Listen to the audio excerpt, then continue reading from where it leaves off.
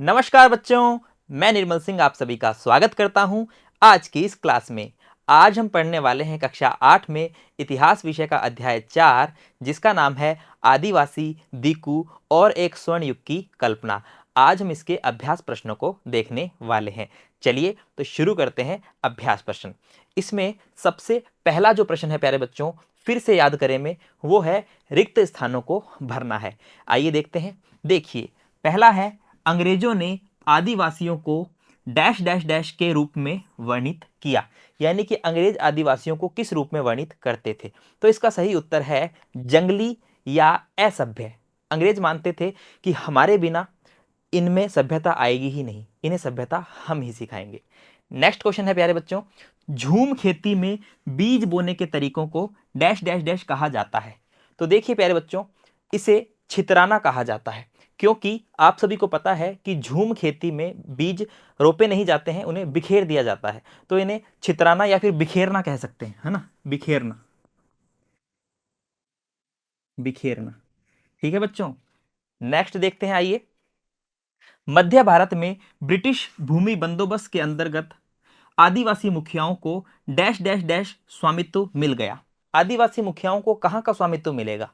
तो उन्हें भूमि का स्वामित्व मिलेगा। याद रखिएगा, भूमि या फिर इनके विशेष जो भूखंड होते थे उनका स्वामित्व।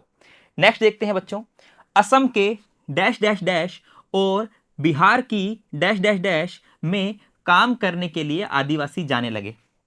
तो देखिए, हमने पढ़ा था कि असम के अंदर है चाय बागान और बिहार में है कोयला खदानें।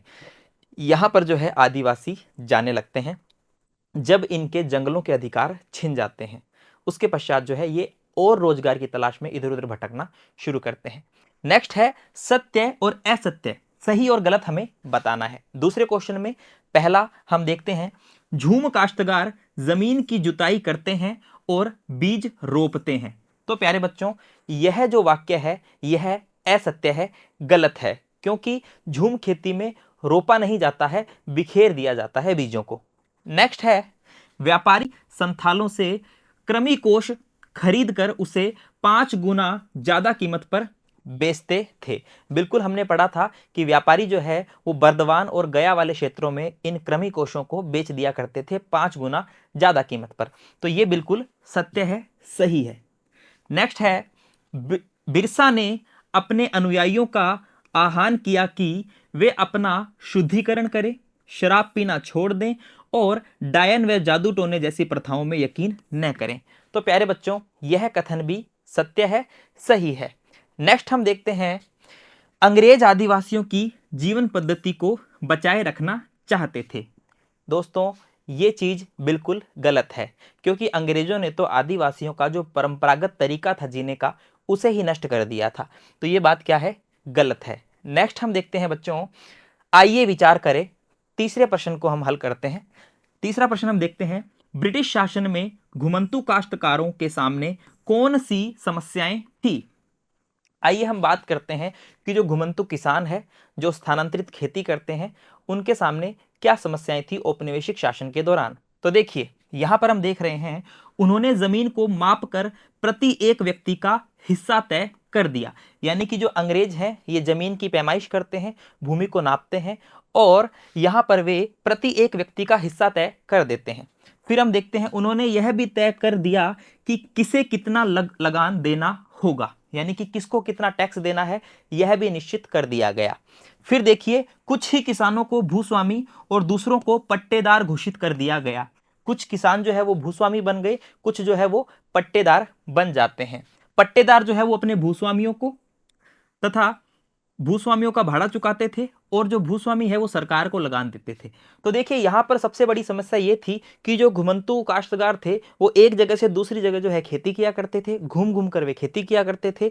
जिस जगह खेती करते थे उस जगह को फिर फसल काटने के पश्चात परती छोड़ दिया जाता था कुछ वर्षों के लिए, ताकि वे उपजाऊ हो जाए। उसके बाद वे दूसरी जगह पर चले जाते थे। लेकिन यहाँ सबसे बड़ी समस्या ये थी कि अब उन्हें जो है विशेष भूखंडों तक सीमित कर दिया गया। जो भूखंड है वहां पर वे सीमित रूप से रहने लग गए। वे अपना परंपरागत जो तरीका था घुमंतू खेती वाला, उसे अब धीरे धीरे छोड़ने को मजबूर हो रहे थे। ये सबसे बड़ी समस्या उनके सामने थी। नेक्स्ट देखते हैं बच्चों, औपनिवेशिक शासन के तहत आदिवासी मुखियाओं की ताकतों में क्या बदलाव आए। तो देखिए, आदिवासी मुखियाओं की ताकतों में हम अगर बदलाव देखें तो आदिवासी मुखियाओं की जो ताकत है वो क्या हो जाती है, वो समाप्त हो जाती है। अंग्रेज जो है वो उन्हें अपने अधीन कर लेते हैं। उल्टा अंग्रेजों को जो है आदिवासियों द्वारा अब क्या नजराना की भी मांग की जाती है कि आदिवासी जो मुखिया है वो हमें क्या देंगे, भेंट देंगे, नजराने देंगे। ठीक है, यहां पर देखिए कि उन्हें कई गांवों पर जमीन का मालिकाना हक तो मिला, लेकिन उनकी शासकीय शक्तियां छीन ली गई। यानी कि उन्हें कुछ जगह पर मालिकाना हक मिलता है, लेकिन उनकी जो शासकीय शक्तियां हैं, जो वो मुखिया के रूप में जिन शक्तियों का यूज करते थे, वो अब छीन ली जाती है। वे अपनी भूमि को बटाई पर देकर दूसरों से भी काम करवाते थे, लेकिन सारी शक्तियां जो है उनसे छीन जाती है। उन्हें ब्रिटिश अधिकारियों द्वारा बनाए गए नियमों को मानने के लिए बाध्य कर दिया गया। पहले ये मुखिया जो है स्वयं नियम बनाते थे, जंगलों के नियम तय करते थे, और जो इनके अधीन लोग थे वो इनके नियमों का पालन करते थे। लेकिन दोस्तों अब जो है इन्हें अंग्रेजों द्वारा बनाए गए नियमों के तहत रह के ही कार्य करना था। इनकी ये सबसे बड़ी मजबूरी हो चुकी थी। उन्हें अंग्रेजों को नजराना देना पड़ता था, और दूसरा अंग्रेजों को समय समय पर नजराना या भेंट भी इन्हें देनी पड़ती थी। और देखिए, अंग्रेजों के प्रति निजी की हैसियत से अपने समूहों को अनुशासन में रखना होता था। यानी कि ये मुखिया जो है अपने समूह के मालिक होते थे, और अंग्रेजों से अब ये जो है संपर्क बना लेते हैं, अंग्रेजों के अधीन हो जाते हैं। इसी वजह से, इसी हैसियत से इन्हें ये भी निर्देश दिए जाते थे कि इनके अधीन जितने भी जो आदिवासी समूह हैं वो अब अनुशासन में रहें, किसी भी प्रकार की जो अंग्रेजों के खिलाफ गतिविधि न करें। इसी के साथ दोस्तों, पहले उनके पास जो ताकत थी अब वो नहीं रही थी। इनकी शक्तियां धीरे धीरे समाप्त होती जा रही थी, क्योंकि अंग्रेजों ने जो है इन्हें काफी सीमित कर दिया था, इनके अधिकारों को भी सीमित कर दिया था। परंपरागत कामों को करने के लिए वे लाचार हो गए थे। यानी कि परंपरागत कामों को करने के लिए वे लाचार हो जाते हैं, क्योंकि अब परंपरागत काम जो है वो नहीं कर पा रहे हैं, इसलिए लाचार हो जाते हैं। परंपरागत काम जो वो पहले से करे आ रहे थे लंबे समय से, अब वो इनसे छीन लिया जाता है। आगे हम देखते हैं 5वां प्रश्न, दिकुओं से आदिवासियों के गुस्से के क्या कारण थे। प्यारे बच्चों, दिकु क्या होते हैं? मैंने आपको समझाया था, दिकु यानी गैर आदिवासी, गैर आदिवासी, या फिर दोस्तों जो अंग्रेज हैं, यूरोपीय हैं, उन्हें भी जो है दिकु कहा गया है, याद रखना। तो दिकुओं से आदिवासियों के गुस्से के क्या कारण थे? आदिवासी लोग इन अंग्रेजों से इतना गुस्सा क्यों थे? तो दोस्तों इसके पीछे कारण हम सीधा सा जानते हैं कि अंग्रेजों ने जंगलों के लिए कानून बनाए, वन कानून बनाए। आरक्षित जो जंगल है उनमें इन आदिवासियों का आना जाना बिल्कुल बंद कर दिया गया, प्रतिबंध लगा दिया गया। ये स्वतंत्र रूप से वहां पर विचरण नहीं कर सकते थे, और ये अपने उस स्वर्ण काल को याद करते थे जिस समय में ये स्वतंत्र रूप से जो है जंगल में आ जा सकते थे। इसलिए इन्हें इन दिकुओं पर, जिन्हें हम गैर आदिवासी या फिर अंग्रेज कह सकते हैं, यूरोपीय कह सकते हैं, इन पर बड़ा ही गुस्सा आता था। आइए देखते हैं। आदिवासी अंग्रेज शासन के कारण पैदा हो रही समस्याओं से परेशान थे। बिल्कुल, अंग्रेजी शासन या फिर औपनिवेशिक जो शासन है उसमें जो समस्याएं पैदा हो रही थी उससे आदिवासी काफी ज्यादा क्या थे, परेशान थे। उनकी जीवन पद्धति नष्ट होती दिखाई दे रही थी। बिल्कुल, देखिए अंग्रेज जो है वो इनकी परंपरागत चीजों को छीन रहे थे, जो उनके परंपरागत तौर तरीके थे जीने के, उनको समाप्त कर रहे थे। इसलिए इनकी जीवन पद्धति धीरे धीरे समाप्त हो रही थी। फिर देखिए, उनकी आजीविका खतरे में थी। यानी कि जिन तौर तरीकों से ये अपनी आजीविका चलाते थे, अब वो जो है वो धीरे धीरे समाप्त होती जा रही है। अब ये मजबूरन जो है, पहले तो जंगल में ही प्राप्त उत्पादों को ये खा लिया करते थे, पेट भर लिया करते थे, जीवन चला लिया करते थे। अब ये मजबूरी में दोस्तों इधर उधर भटकते हैं, मजदूरी करते हैं, नौकरियां करने को मजदूर हो जाते हैं। ठीक है, तो दोस्तों इस वजह से इनकी जो आजीविका है वो खतरे में थी। उनके धर्म छिन्न भिन्न हो रहे थे, क्योंकि दोस्तों मैंने आपको समझाया था कि बिरसा मुंडा के समय मैंने आपको समझाया था कि जो ईसाई मिशनरियां हैं वो इन आदिवासियों को कहती थी कि आपको आपका स्वर्ण युग पुनः मिल जाएगा अगर आप ईसाई धर्म स्वीकार कर लोगे। अगर आप ईसाई बन जाओगे तो आप वापिस से सभ्य हो जाओगे, आपको आपका जो स्वर्ण युग है वो मिल जाएगा। तो एक प्रकार से आदिवासियों की जो संस्कृति है उसे भी अंग्रेजों द्वारा समाप्त करने का प्रयास किया जा रहा था। फिर हम देखते हैं बिरसा की कल्पना में स्वर्ण युग किस तरह का था। आपकी राय में यह कल्पना लोगों को इतनी आकर्षक क्यों लग रही थी? देखिए दोस्तों, स्वर्ण युग से मतलब उसी युग से है जब आदिवासी समुदाय जंगलों में स्वतंत्र रूप से विचरण कर सकते थे, स्वतंत्र रूप से आ जा सकते थे। उसी को जो है प्यारे बच्चों क्या कहा गया है, उसी को इन आदिवासी समूहों का स्वर्ण युग कहा गया है। लेकिन अंग्रेजों के आने के पश्चात यह स्वर्ण युग इनसे छिन चुका है। ठीक है, आइए हम बात करते हैं इसके बारे में।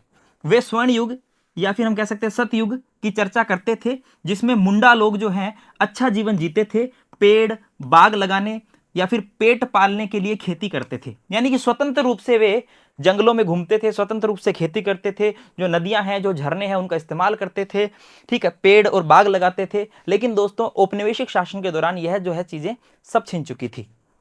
बिरसा चाहते थे कि लोग एक बार फिर अपनी जमीन पर खेती करें और एक जगह टिक कर रहें, यानी कि जगह जगह भटके ना, एक जगह टिक कर कार्य करें, ऐसा बिरसा चाहते थे। वे अपने ही खेत पर काम करें, दूसरों के खेतों पर काम ना करें, है ना, अंग्रेजों के लिए मजदूरी न करें, अंग्रेजों को पेड़ काट के न दें, ठीक है, ताकि वे रेल के स्लीपर बना सकें, खुद के खेत पर काम करें। उस काल्पनिक युग में मुंडा अपने रिश्तेदारों का खून नहीं करते थे और ईमानदारी से रहते थे, यानी कि ऐसे काल्पनिक युग की बात की गई है जहां पर सभी प्रेम से रहें, कोई भी जो गंदी आदतें हैं जैसे शराब पीना ये सब कुछ छोड़ दें और मिलजुल कर रहें। चलिए नेक्स्ट क्वेश्चन देखते हैं, आइए करके देखें में 7वां क्वेश्चन है, अपने माता पिता, दोस्तों या शिक्षकों से बात करके 20वीं सदी के अन्य आदिवासी विद्रोहों के नायकों के नाम पता करें, उनकी कहानी अपने शब्दों में लिखें। देखिए दोस्तों, इस प्रश्न को आप अपने हिसाब से भी जो है फ्रेम कर सकते हैं, इसका उत्तर आप अपने अनुसार भी लिख सकते हैं, लेकिन फिर भी दोस्तों आपकी सहायता के लिए यहाँ पर एक उदाहरण, ठीक है, जतरा भगत का या फिर जतरा उराव भी जिन्हें कहते हैं, उनका लेकर आया गया है मेरे द्वारा। आइए हम पढ़ते हैं। देखिए यहाँ पर हम बात कर रहे हैं जतरा उराव, इन्हें जात्रा उराव भी कह देते हैं, ये दोनों ही नाम इनके, अगर ऐसा नाम आ जाए तो भी एक ही बात है। जात्रा उराव का जन्म सितंबर 1888 में झारखंड के गुमला जिला के अंदर चिंगरी नवाटोली गांव में होता है, याद रखिएगा।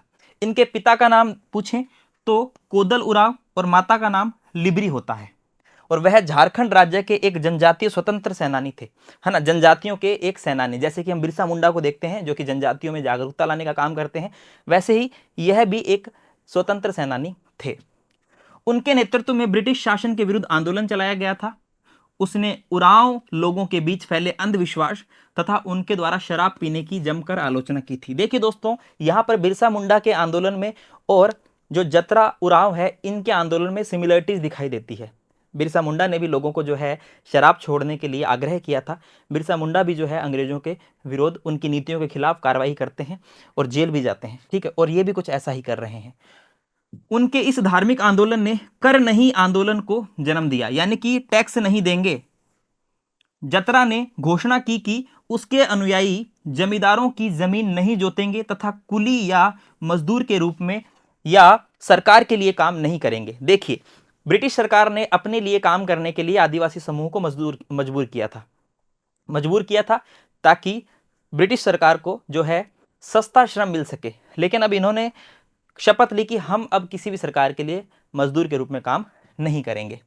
इस आंदोलन का मौलिक विचार था कि जमीन भगवान की देन है तथा जमीन पर जनजातीय लोगों के अधिकार में दखल देने का किसी को अधिकार नहीं है। यानी कि इनका मानना था कि जो जमीन हमें मिली है वो ईश्वर की कृपा से मिली है, कोई दूसरा व्यक्ति आकर हमारे अधिकारों को नहीं छीन सकता है, कोई विदेशी दिक्कू आकर जो है हमारे अधिकारों को नहीं छीन सकता है।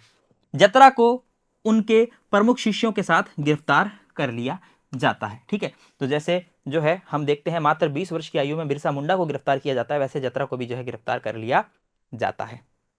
नेक्स्ट 8वां क्वेश्चन है, भारत में रहने वाले किसी भी आदिवासी समूह को चुनें, उनके रीति रिवाज और जीवन पद्धति का पता लगाएं और देखें कि पिछले 50 साल के दौरान उनके जीवन में क्या बदलाव आए हैं। तो देखिए दोस्तों, यह जो क्वेश्चन है इसे भी आप अपने अनुसार कर सकते हैं, ठीक है, आप अपने अकॉर्डिंग इसे कर सकते हैं, लेकिन फिर भी जो है आपकी सहायता के लिए इस क्वेश्चन को भी अच्छे से फ्रेम किया गया है। यहां पर हम बात करेंगे दोस्तों संथालों की, ठीक है। आदिवासी समूहों में संथालों की सामाजिक संरचना अच्छी तरह से संगठित है। हम बात करें आदिवासी लोगों के कुछ रीति रिवाज और जीवन शैली की, तो वो कुछ इस प्रकार है, आइए जानते हैं। देखिए, अधिकांश आदिवासी लोग बाहरी दुनिया से अनभिज्ञ हैं। याद रखिए कि ये जंगलों में अपना जीवन जीते हैं और जंगलों में ही खुश रहते हैं, जंगलों से प्राप्त उत्पादों को ही जो है ये खा लेते हैं, उन्हीं से अपना जीवन चला लेते हैं, जंगलों से प्राप्त जड़ी बूटियों से ही जो है दोस्तों अपना इलाज कर लेते हैं, ये अपने जंगल में ही खुश रहते हैं। ये बाहर की जो दुनिया चल रही है उसमें इनको किसी भी प्रकार का इंटरेस्ट या रुचि नहीं होती है। अपने रीति रिवाजों, विश्वासों और संस्कृति से ही खुश रहते हैं, जो भी इनका कल्चर है उनसे ही खुश रहते हैं, उसी में जो है मगन रहते हैं। आदिवासी महिलाएं पशु या वन उत्पादों से बने आभूषण पहनने की शौकीन होती है, यानी कि जैसे पशुओं की अगर हम बात करें तो हाथी दांत, है ना, हमने देखा है कि हाथी दांत के भी चूड़ियां बनती है, कंगन बनते हैं, आभूषण बनते हैं, तो ये उसमें ही खुश रहते हैं, उन्हीं के शौकीन होते हैं। आदिवासी लोग विविध प्रकार के नृत्य और संगीत के शौकीन भी होते हैं। ये इनकी अलग अलग परंपराएं होती है, अलग अलग प्रकार के नृत्य करते हैं और अलग अलग प्रकार के जो इनके संगीत होते हैं, ठीक है, वाद्य यंत्र भी अलग अलग प्रकार के होते हैं, याद रखिएगा। उसके बाद हम देखते हैं आदिवासी लोग विभिन्न प्रकार की गतिविधियों में लगे हुए हैं, जैसे कि देखिए उनमें से कुछ लोग स्थानांतरित खेती करते थे। हमने पढ़ा कि स्थानांतरित खेती जो है वो आदिवासी लोग मुख्य रूप से किया करते थे, जिसको घुमंतू खेती भी कहते हैं। कुछ लोग जो है शिकारी संग्राहक होते हैं, कुछ पशु पालते थे, है ना, जैसे कि हम देखते हैं गडरिये हैं, कश्मीर के अंदर हम देखते हैं बकरवाल समुदाय है जो बकरियां पालता है, ठीक है ना, गद्दी समुदाय है, ठीक है, तो ये सब जो है पशुपालक समुदाय होते हैं। वे प्रकृति की शक्ति की पूजा करते थे। अब प्रकृति की शक्ति की जैसे कि हवा, पानी या फिर जंगलों के अंदर पेड़ वृक्षों की पूजा करना, सूर्य की पूजा करना, ये प्रकृति पूजक हुआ करते थे। आजादी के बाद आदिवासियों के जीवन में काफी बदलाव आया, है ना, वे अब समाज का अभिन्न अंग बन गए हैं, क्योंकि सरकारें जो है अब इन आदिवासियों के जीवन पर भी ध्यान रखती है, इनकी संस्कृति में कोई दखल ना दे सके इसका भी ध्यान रखती है, ठीक है, इनके जो रीति रिवाज है उसमें किसी भी प्रकार का बाहरी हस्तक्षेप ना हो, इन सब चीज़ों का ध्यान सरकार द्वारा रखा जाता है। इसलिए इनके जीवन में भी दोस्तों यहाँ पर हमें परिवर्तन देखने को मिलता है। तो बच्चों, अभ्यास प्रश्न यहीं समाप्त होते हैं। उम्मीद करता हूँ आपको ये अभ्यास प्रश्न अच्छे से समझ में आए होंगे। धन्यवाद।